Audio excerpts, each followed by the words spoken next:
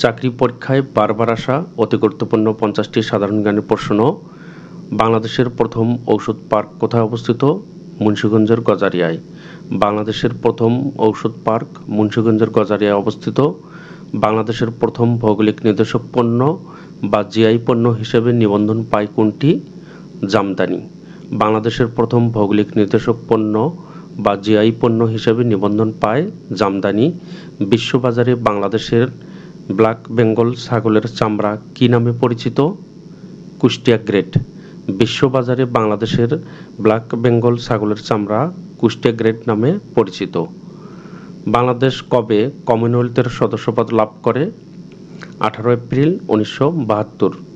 Bangladesh 18 April 1972 সালে কমনওয়েলথের সদস্যপদ লাভ করে। বাংলাদেশ কবে জাতিসংঘের সদস্যপদ লাভ করে? 17 সেপ্টেম্বর 1974। বাংলাদেশ 17 সেপ্টেম্বর 1974 সালে জাতিসংঘের সদস্যপদ লাভ করে। জাতিসংঘে বাংলাদেশ সদস্যপদ লাভ করে কততম অধিবেশনে? 29তম অধিবেশনে। বাংলাদেশ জাতিসংঘের 136তম সদস্য। জাতিসংঘের সাধারণ পরিষদে বঙ্গবন্ধু শেখ মুজিবুর রহমান বাংলায় বক্তৃতা করেন কত তারিখে? 25 সেপ্টেম্বর 1974 সালে।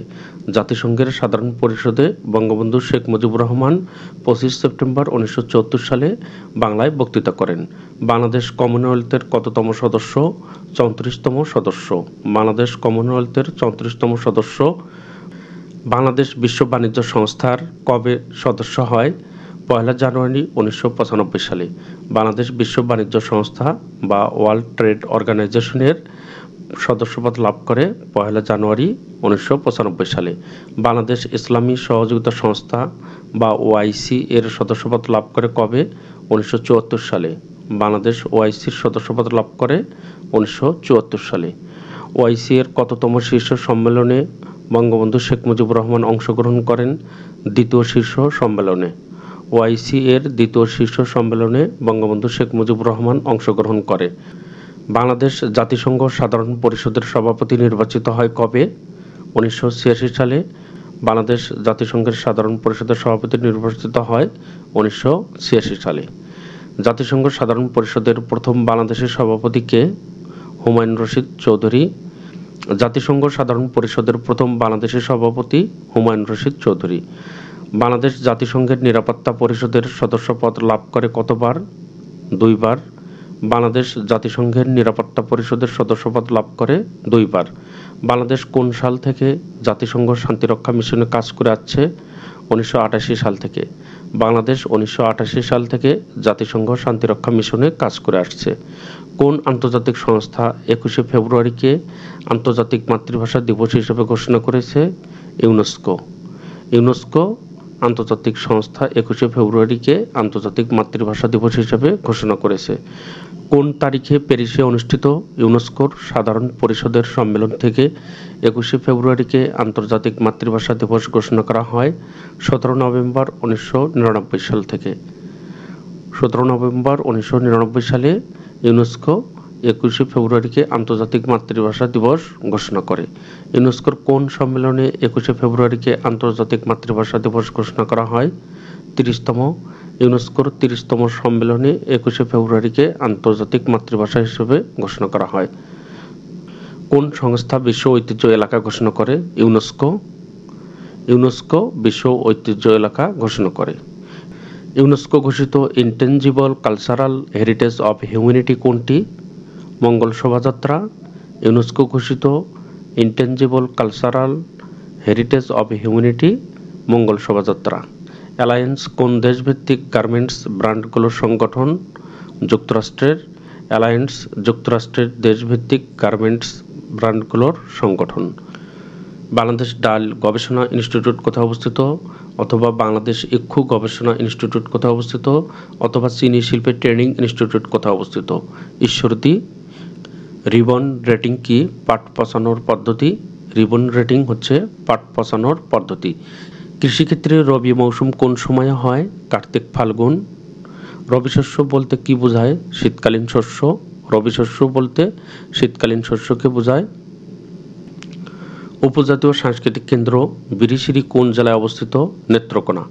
উপজাতীয় সাংস্কৃতিক কেন্দ্র বিরিশিরি নেত্রকোনা জেলায় অবস্থিত। জিঙ্ক সমৃদ্ধ ধানের জাতের নাম কি? ব্রি বঙ্গবন্ধু 100। জিঙ্ক সমৃদ্ধ ধানের জাতের নাম ব্রি বঙ্গবন্ধু 100। জুম বলতে কি বোঝায়? জুম এক ধরনের চাষাবাদ। আলোকিত মানুষ চাই এটি কোন প্রতিষ্ঠানের স্লোগান? বিশ্ব সাহিত্য কেন্দ্র। আলোকিত মানুষ চাই এটি বিশ্ব সাহিত্য কেন্দ্রের স্লোগান। সবকটা জানালা খুলে দাও না গানটির গীতিকার কে? নজরুল ইসলাম বাবু।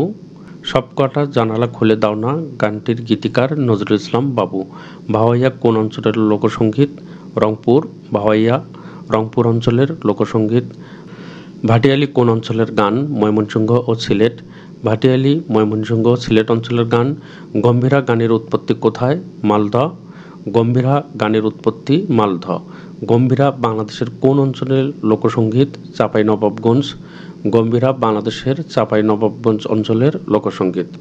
সঙ্গীত শিল্পী আব্বাস উদ্দিন আহমেদ কত সালে জন্মগ্রহণ করেন? 1901 সালে। সঙ্গীত শিল্পী আব্বাস উদ্দিন আহমেদ 1901 সালে জন্মগ্রহণ করেন। বাংলাদেশে কয়টি উপজাতীয় প্রতিষ্ঠান আছে? 8টি। বাংলাদেশে 8টি উপজাতীয় প্রতিষ্ঠান আছে।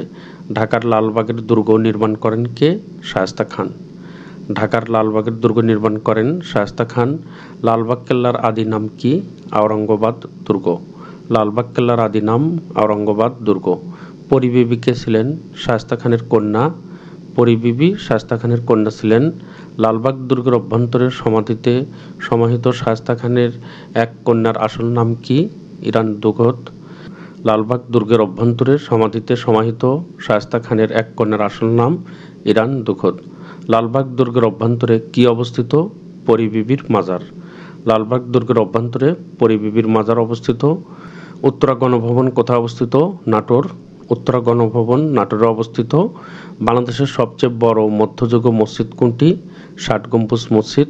বাংলাদেশের সবচেয়ে বড় মধ্যযুগীয় মসজিদ 60 গম্বুজ মসজিদ। 60 গম্বুজ মসজিদ নির্মাণ করেন কে? পীর খানজাহান আলী। 60 গম্বুজ মসজিদটি পীর খানজাহান আলী নির্মাণ করেন। ওয়ারী বটেশ্বর কোথায় অবস্থিত? নরসিংদী জেলায়। ওয়ারী বটেশ্বর নরসিংদী জেলায় অবস্থিত। 5 পীরের মাজার অথবা 5 বিবির মাজার কোথায় অবস্থিত? সোনারগাঁও। 5 পীরের মাজার অথবা 5 বিবির মাজার সোনারগাঁয়ে অবস্থিত। বাংলাদেশের সবচেয়ে প্রাচীন বিহার কোনটি? সীতাকোট বিহার। বাংলাদেশের সবচেয়ে প্রাচীন বিহার সীতাকোট বিহার। প্রাচীন পুণ্ড্রবর্ধন নগর কোন স্থানে অবস্থিত? মহাস্থানগড়। প্রাচীন পুণ্ড্রবর্ধন নগর মহাস্থানগড় অবস্থিত। মহাস্থানগড় কোন নদীর তীরে অবস্থিত? করতোয়া। মহাস্থানগড় করতোয়া নদীর তীরে অবস্থিত। বিখ্যাত শাহ সুলতান বলখির মাজার কোথায় অবস্থিত? মহাস্থানগড়ে। বিখ্যাত সুলতান শাহ বলখির মাজার মহাস্থানগড়ে অবস্থিত। আপনাদের সকলকে জব জেনারেল নলেজ ইউটিউব চ্যানেলটি সাবস্ক্রাইব করার অনুরোধ করছি। এই চ্যানেলটি সাবস্ক্রাইব করা থাকলে পরবর্তীতে চাকরি পরীক্ষার গুরুত্বপূর্ণ ভিডিওগুলো সবার প্রথম আপনি দেখতে পারবেন। ধন্যবাদ।